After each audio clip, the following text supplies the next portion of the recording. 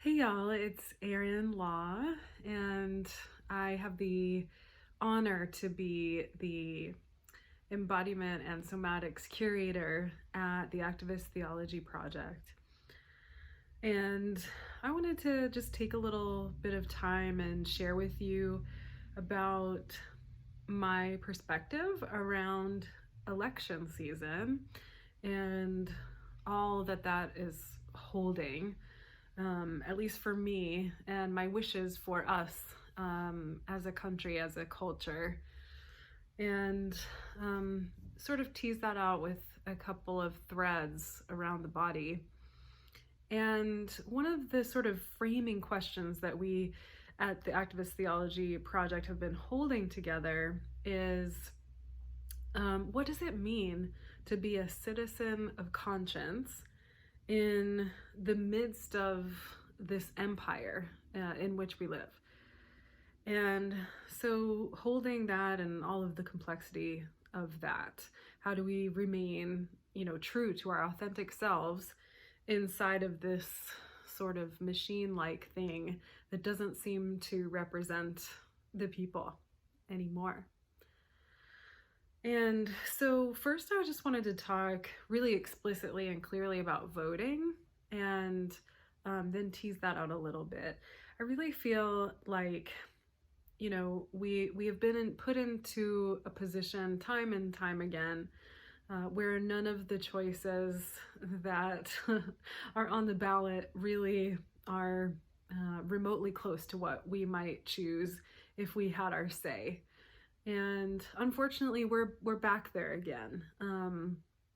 And also, at the same time, in holding complexity and paradox, really the stakes have never been higher. So I do implore you to vote for Joe Biden and do your part, and knowing that,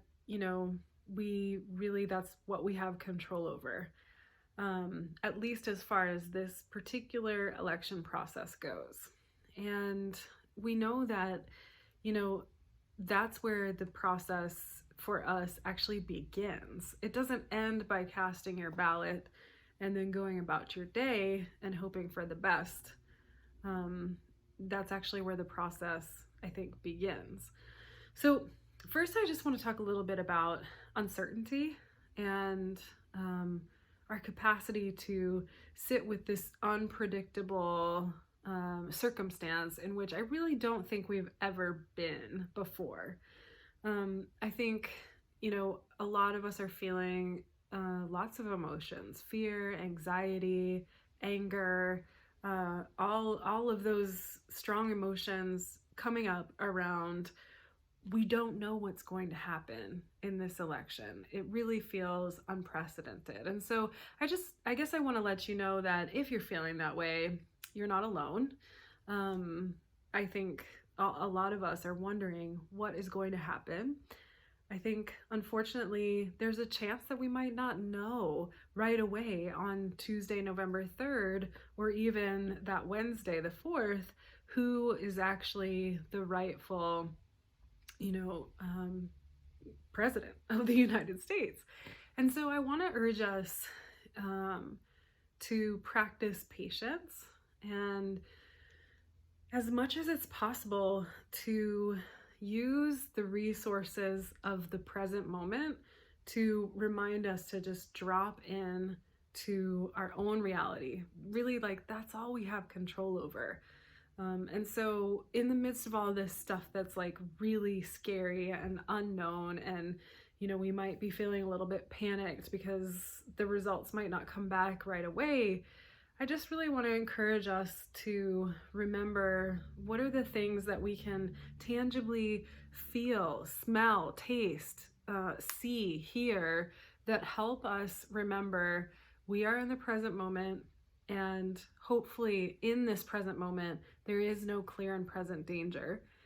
And feel our feelings. They're all welcome and all valid. And then let them be, and then maybe we take action.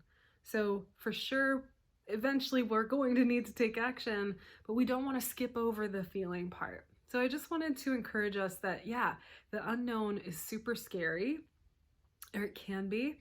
And your capacity to sit in the unknown in this really tricky season will only benefit you.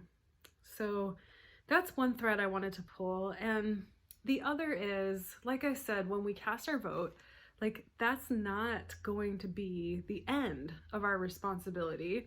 And when I think about being a citizen of conscience in the midst of this empire, I think about from an embodiment perspective that our whole culture really is like a body. And there have been many people who have spoken so eloquently on this.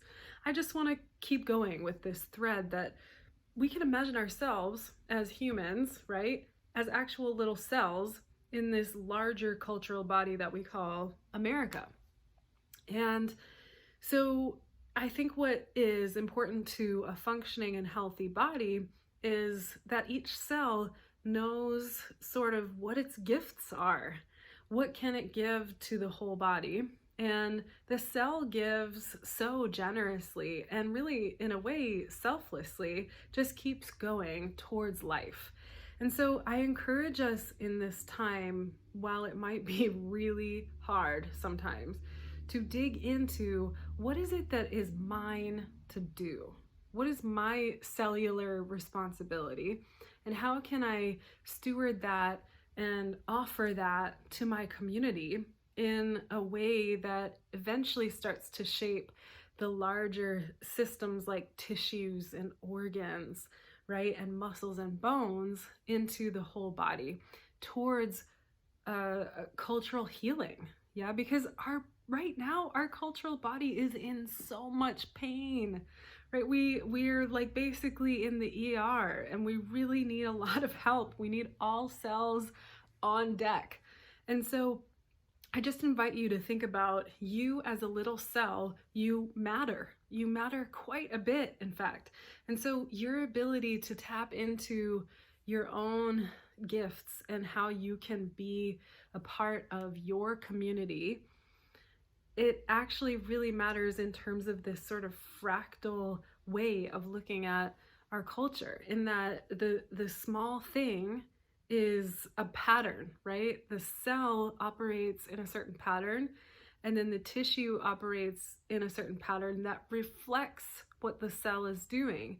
And so the more we zoom out, right, the larger the cultural body is, the more it matters what all the little tiny cells and little parts are doing. That reflects what the whole is that we will get to see.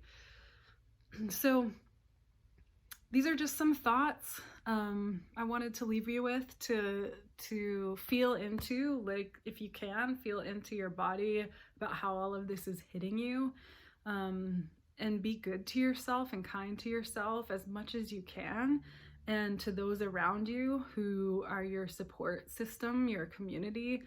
Pour into that, receive that love and care, keep that cycle going, because we have a lot of work to do together as our little cellular selves in order to compost this mess of supremacy culture.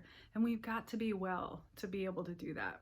So just thinking of all of that and wanting to share it with you, and I hope this helps you in some way. Please feel free to reach out and further the conversation if you want to.